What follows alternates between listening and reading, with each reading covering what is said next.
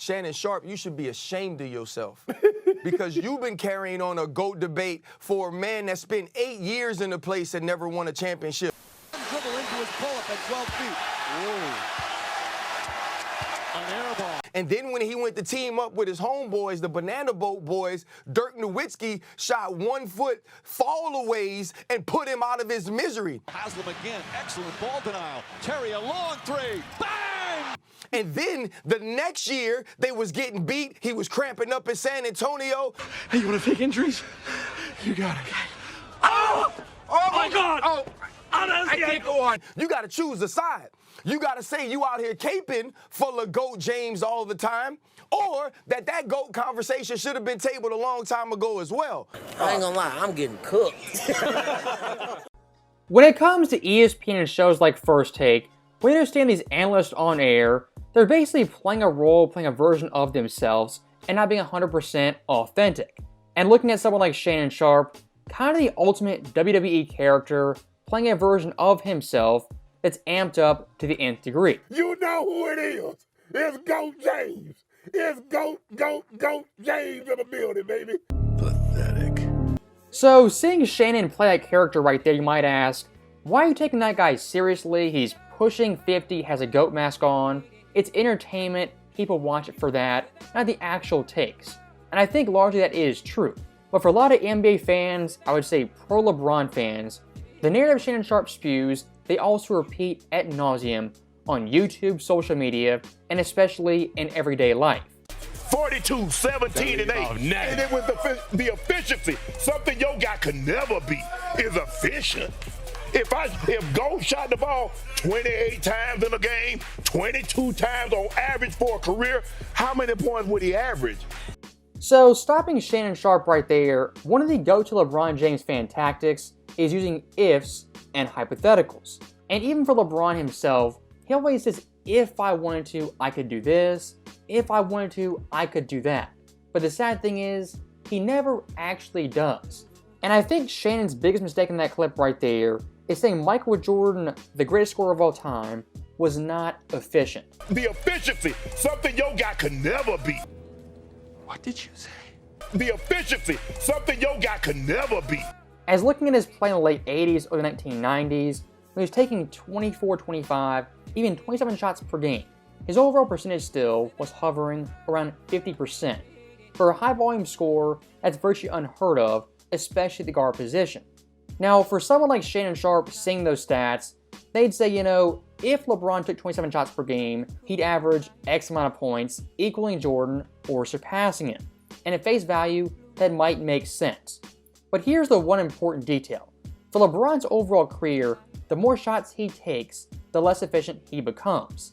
As looking at 2006, the time LeBron took 23.1 shots per game, the most of his career, his overall percentage was 48%, which of course is still impressive. But compared to LeBron James' average career, that 48% was one of the worst of his career.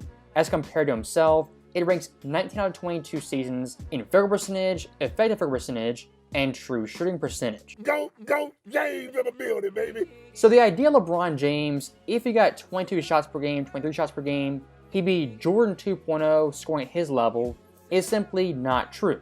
As of course the overall efficiency dips drastically when LeBron James takes more shots per game. And to hammer that point home even further, let's look at the postseason.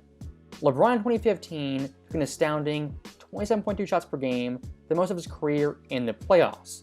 Now, that overall volume combined with the efficiency was pretty shaky, as LeBron's field goal percentage was only 41.7%.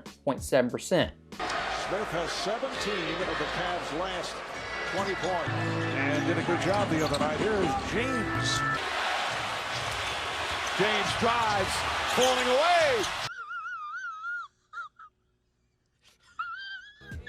Looking at LeBron in 2015, with kind of an MJ-esque scoring role, his efficiency plummets in an instant. And compared to LeBron's overall career, field goal percentage-wise, is the third lowest of his career. Effective field goal percentage is the lowest, and true shooting percentage also the lowest. The only time Michael Jordan in the playoffs took at least 27 shots per game was 1993. And looking at Jordan that year from the field, 47.8%, of course, far better than LeBron James. effective field percentage above 50%, and true shooting percentage a hair above 55%. This have to come. 2.5 seconds. Jordan again. Hey, this have to He come. has done it again. It's go. My overall point is pretty simple. LeBron and Jordan as scorers, they couldn't be more different. LeBron James, his sweet spot is about 20-22 shots per game with very good efficiency. For Michael Jordan, his sweet spot is around 24-27 shots with the same level of efficiency despite the increase in shot attempts. And of course, same LeBron James, you know, if he took X amount of shots like Jordan, he'd average the same amount. There's no proof, no data to back that up in the postseason or the regular season. And looking past the overall numbers, just talking basketball common sense, for someone like Jordan, his motor, his energy was unlike any player in league history. And of course, him taking 24, 25, even 20 shots per game, that overall motor propelled him to be highly efficient despite that workload on the offensive end and the defensive end. Well, the thing that amazes me about Michael Jordan and about I think the rest of the players in the league is his stamina and his endurance. We didn't have the type of stamina, the type of energy level that Michael seems to possess every single night, whether he's playing against the worst team in the league or the best team in the league. He has an energy level that's unmatched by any other player or any other athlete that I've seen in professional sports. For someone like Michael Jordan taking 25-27 shots per game, that was an immense burden that drained his energy. And of course, playing on both ends of the floor, it's virtually impossible for anyone not named Michael Jordan. And once again, looking at LeBron James, when he had that high volume scoring role, taking 25 and 30 shots per game, his overall efficiency plummeted every single time. As looking at LeBron's overall playoff career, he had 16 total games taking 30 or more shots. In those games total, only shot 46%. And out of the 16 games, had 5 games below 40% and 6 games above 50%. Now look, shooting 46%, taking 30 shots per game, that's highly, highly impressive. But of course, compare LeBron James not taking 30 shots, that percentage was 4% higher. Interesting. Now looking at Michael Jordan, the exact same scenario, 30 or more shots per game. MJ's playoff career had 39 such games. And in those games, shot 49.9%. And here are some bonus numbers. Out of those 39 games, Jordan had 22 games above 50% shooting, 4 games above 60%, and only 3 games under 40%. Once again, someone like Jordan, averaging 35, 36, even 40 points per game in a series, wasn't always dependent on him taking a ton of shots. What also makes it impressive is the efficiency with those shots. And I can already hear LeBron fans, well, you know, Jordan's sample size is 39 games, LeBron's only 16. I guess, kind of a fair point. So let's look at Jordan's playoff career, the 16 games, he did the most shots in the playoffs. Out of those games where Jordan took the most shots in the playoffs, his percentage was 49.7%. And out of those 16 games, 10 games above 50%, only 1 game below 40%. It's go. Look, when it comes to Jordan's playoff career, saying he was inefficient as shot chucker is just, it's not true. If you give any player in league history 30, 35, and 40 shots per game, they're not going to be as efficient, as effective as someone like Jordan. As of course, even LeBron James, one of the best scorers of all time, has his efficiency productiveness dip and takes more shots per game on the level of someone like Mike.